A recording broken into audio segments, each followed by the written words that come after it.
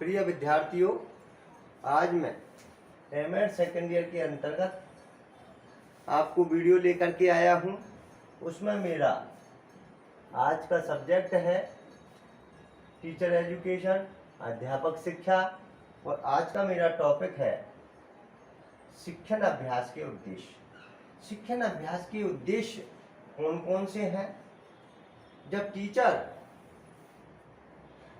की training people teacher लेता है तो कई प्रकार से शिक्षण अभ्यास के उद्देश्यों को सीखना उनके लिए जरूरी हो जाता है। शिक्षक का व्यवसाय के लिए शिक्षण अभ्यास का करना जरूरी हो जाता है, क्योंकि जब तक हम शिक्षण अभ्यास के कार्यक्रम से नहीं जुड़ेंगे, प्रैक्टिस नहीं करेंगे, विभिन्न प्रकार की ट्रेनिंग नहीं करेंगे, उसके लिए अभ्यास नहीं करेंगे, तब तक हम किसी प्रकार से व्यवसाय से जुड़ना हमारा व्यर्थ माना जाता है।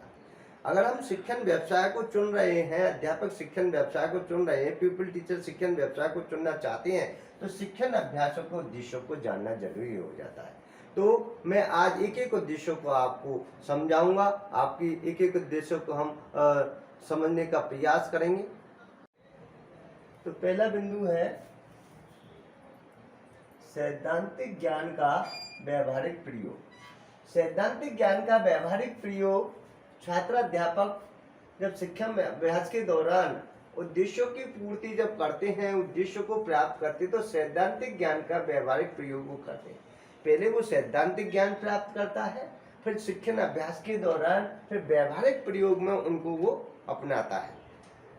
जब वो ट्रेनिंग के दौरान विभिन्न प्रकार का ज्ञान हम उनको देते हैं, सैद्धांतिक ज्ञान देते हैं, विषय वस्तु का ज्ञान देते हैं, विभिन्न कौशलों को उनको समझाते हैं, और अभ्यास के दौरान टीचिंग प्रैक्टिस के दौरान जब वो प्रैक्टिस में जाता है, व्यवहारगत प्रयोग में जब जाता है, अपना अभ्यास कार्यक्रम को वो अपनाता है, तो कई प्रकार के प्रयोग उनके द्वारा किए जाते हैं। ऐसे सैद्धांतिक ज्ञान का व्यावहारिक प्रयोग जब वो करता है तो और चीजें भी उसमें वो सीखता है, क्योंकि प्रैक्टिस में जब प्रयोग बालक जब करता है, प्रैक्टिस में जब उतरता है, जब वो पढ़ाएगा, शिक्षण अभ्यास के कार्यक्रम को वो अपनाएगा, छात्रों से रूबरू होगा, सैद्धांतिक विषय वस्तु को क्लासरूम में विषय वस्तु को वो पढ़ाएगा, तो कई प्रकार का जो उनको अभ्यास का जो कार्यक्रम वो अपनाएगा, तो कई प्रकार की कठिनाई भी उनको आएगी और सीखने के भी अवसर मिलेंगे। तो ये जो शिक्षण अभ्यास के जो उद्देश्य हमें उनको प्राप्त करवाने होते हैं, इसलिए करवाने होते हैं कि सैद्धांतिक ज्ञान का वो प्रयोग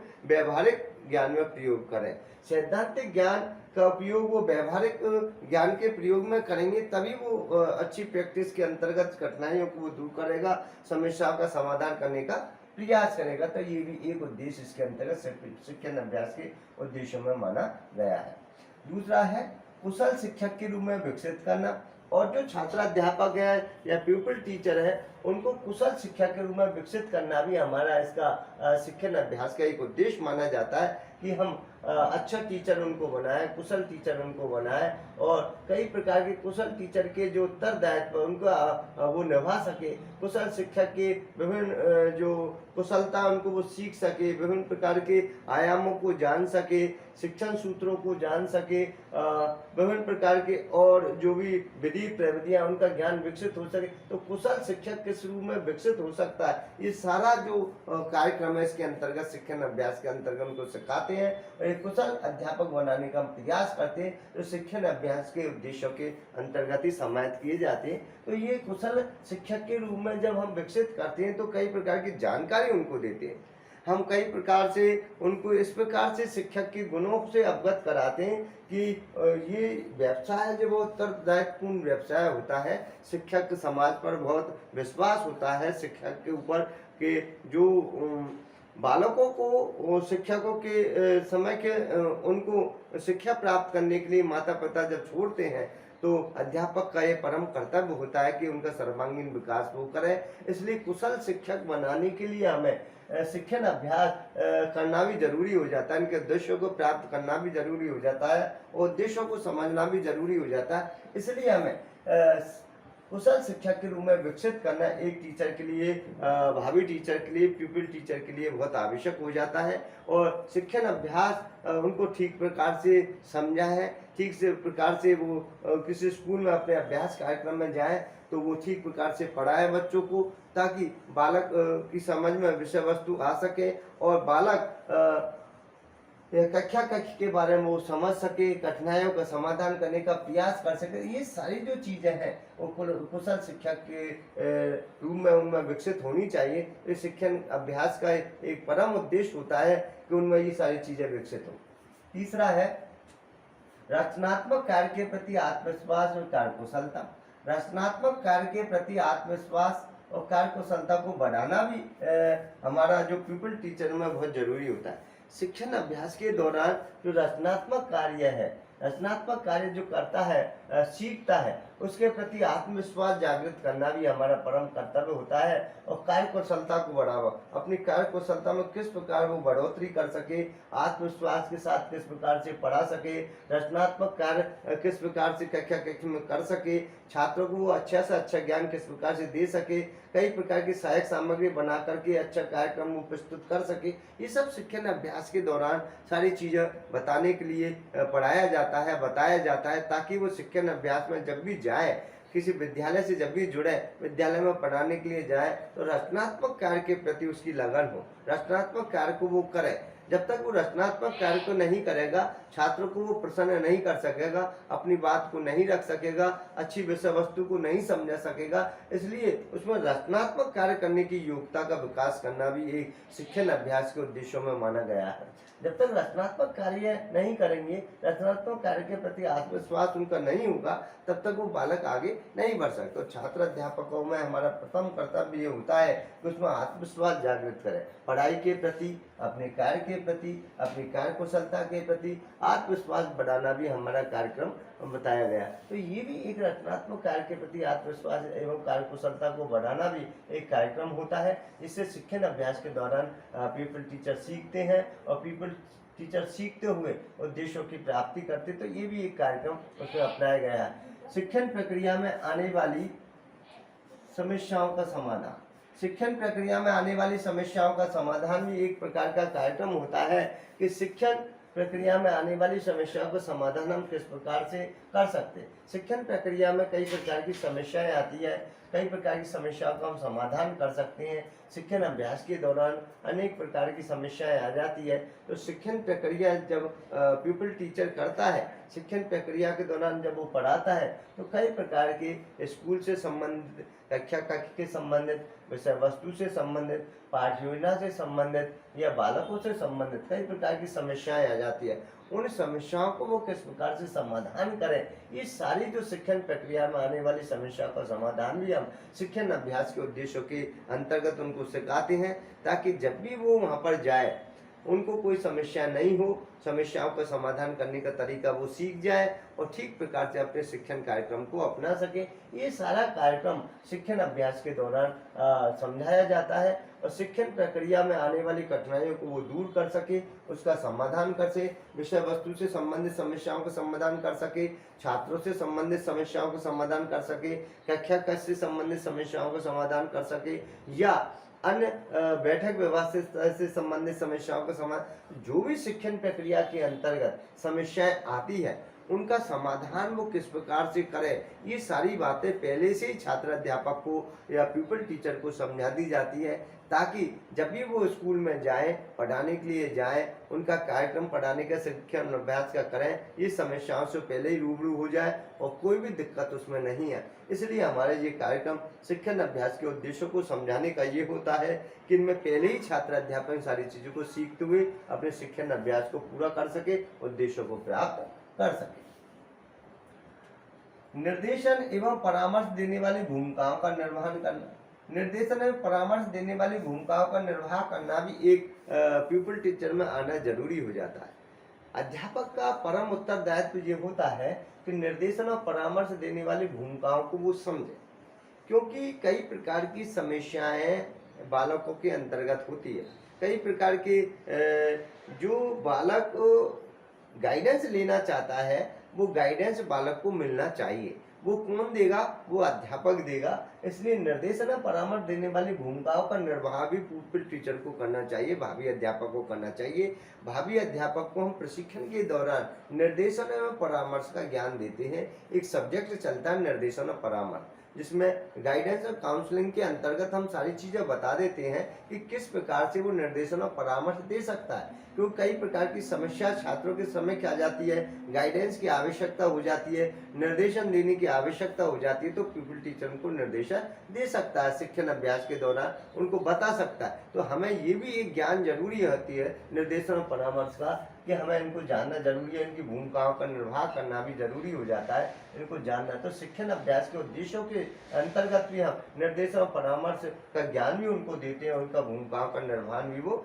करते रहते हैं। तो ये सारी चीजें भी उनके अंदर हमें विकसित करनी चाहिए। छात्र अध्यापकों में ये कार्यक्रम अगर विकसित हो जाएगा तो वो कई प्रकार के उत्तरदायित्वों को निभा सकेगा, निर्देशन और परामर्श देने में अपनी भूमिकाओं का निर्वाह कर सकेगा, छात्रों को इसका लाभ मिल सके, समय समय पर वो अपने परामर्श या निर्देशन के कार्यक्रमों को अपना सकेगा। ये सारी चीजें भी इसके अंतर्गत मानी गई।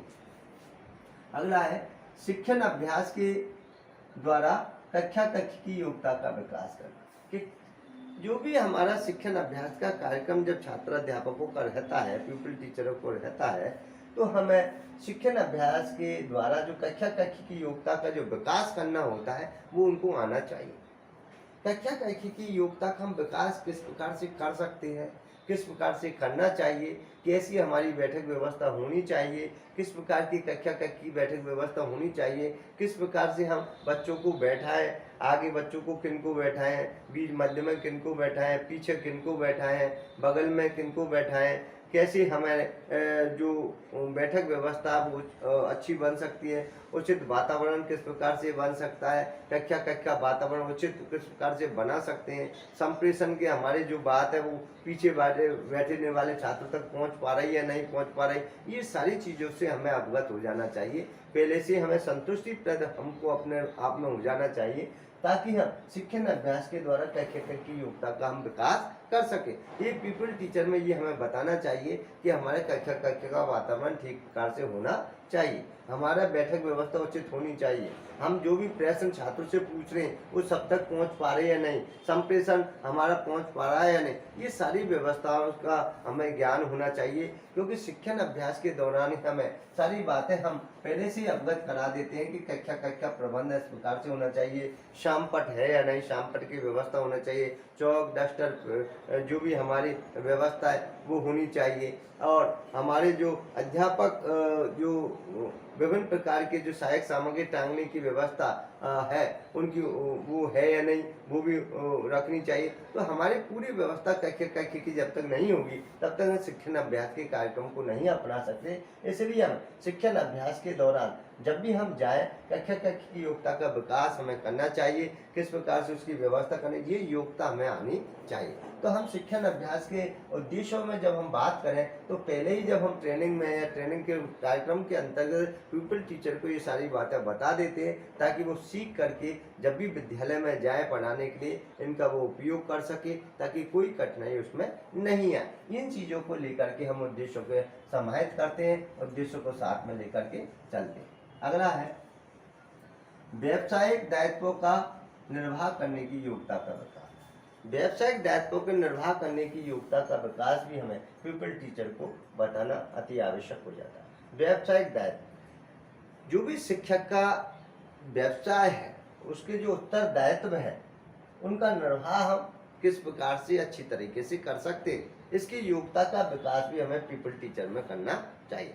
जब तक पीपल टीचर में हम योग्यताओं का विकास नहीं करेंगे तब तक हम इन चीज़ों को पढ़ाना हमारा व्यर्थ जाएगा।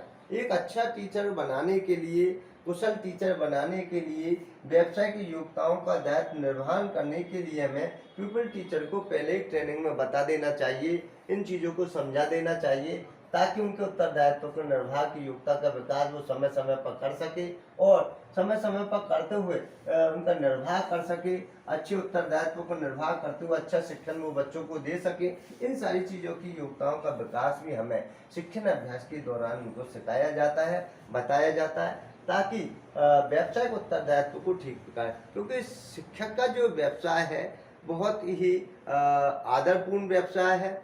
समाज का जो पूरा उत्तरदायित्व वो शिक्षक पर टिका हुआ रहता है, समाज का जो विश्वास है वो शिक्षक पर होता है, और अध्यापक का परम कार्य होता है कि बच्चों को अच्छा शिक्षण कराएं, अच्छा अधिगम वो कराएं और अच्छा जो विषय वस्तु का ज्ञान उनको दें, ताकि बालक अच्छा योग्य बन सके, अच्छा नागरिक बन सके, अच्छा सामाजिक प्राणी बन सके, देश के लिए, राष्ट्र के लिए वो अच्छा काम आ सके। इन सारी चीज़ों को लेकर के अध्यापक को एक गंभीरता लिए हुए व्यावसायिक उत्तरदायित्व को निभाना चाहिए। जब तक व्यावसायिक उत्तरदायित्व को निभाने का कार्य अध्यापक में नहीं होगा, उनके दायित्व के प्रति वो विभिन्न प्रकार से अपनी गंभीरता से नहीं लेगा, तब तक वो अपने कार्य में कुशलता नहीं ला सकता। इसलिए कार्य कुशलता के लिए व्यावसायिक दायित्व का निर्वाह करना अति आवश्यक हो जाता है।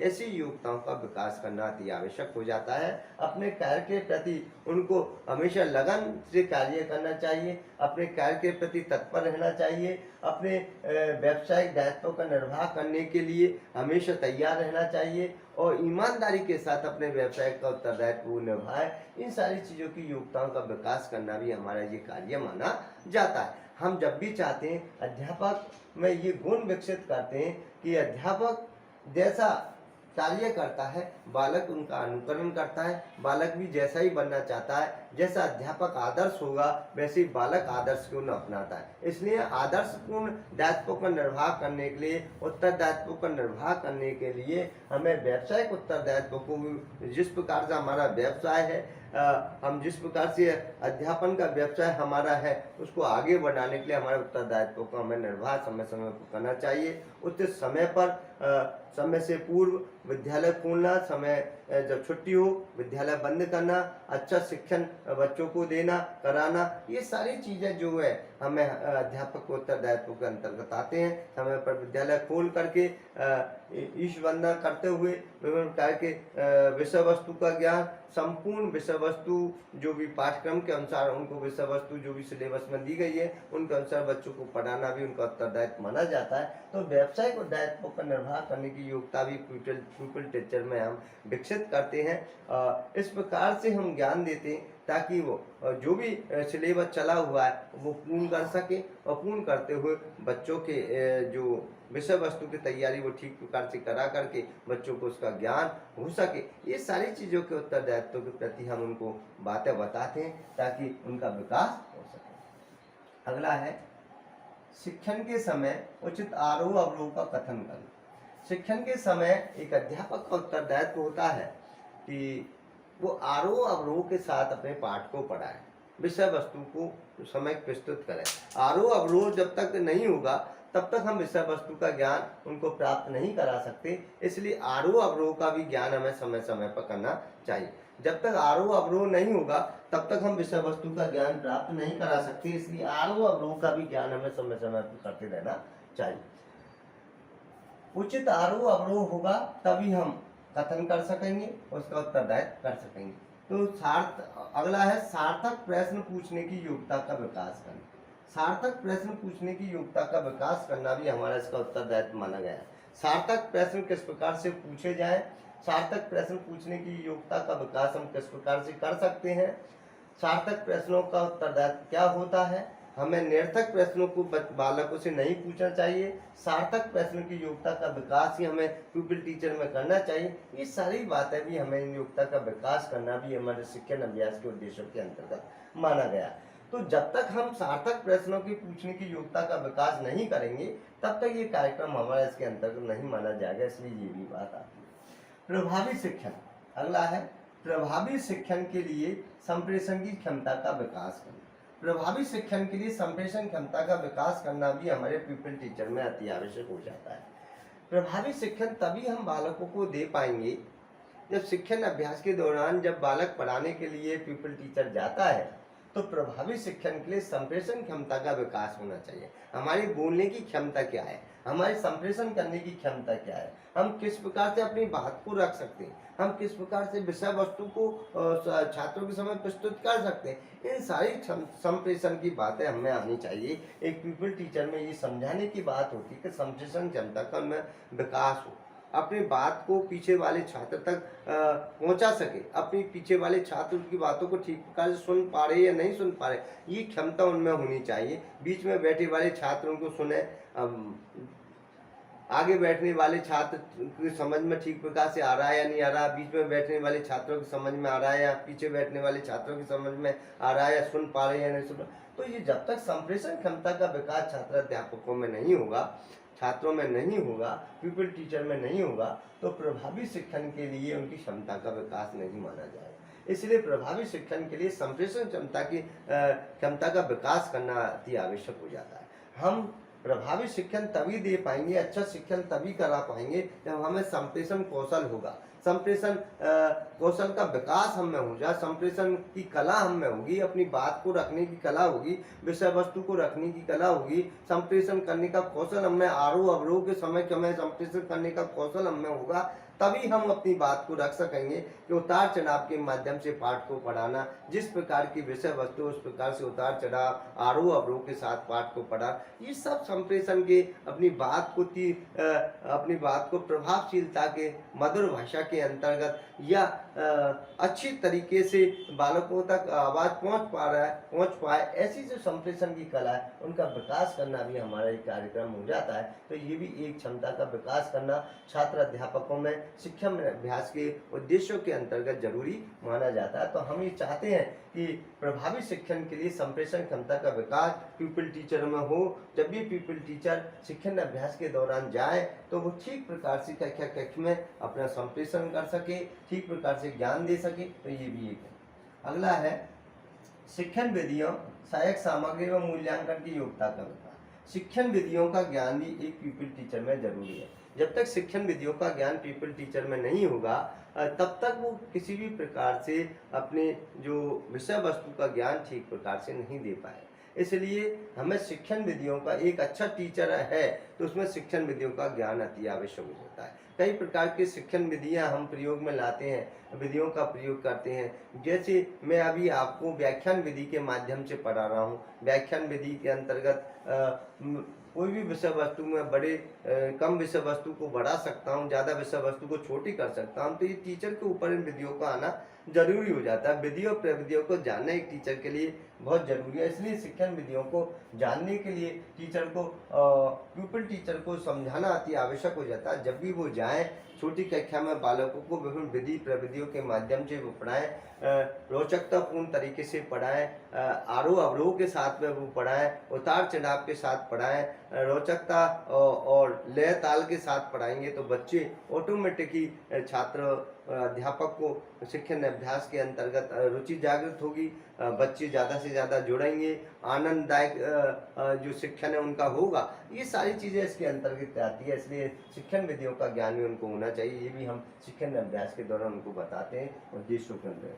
सहायक सामग्री भी हमको बनाना आनी चाहिए। जब तक सहायक सामग्री नहीं होगी तब तक वो ठीक प्रकार से अपना शिक्षण नहीं करा सकता। तो सहायक सामग्री का ज्ञान भी हमें समय समय पर उनको देना चाहिए। सहायक सामग्री बना करके उनको ज्ञान प्रेषित करना चाहिए।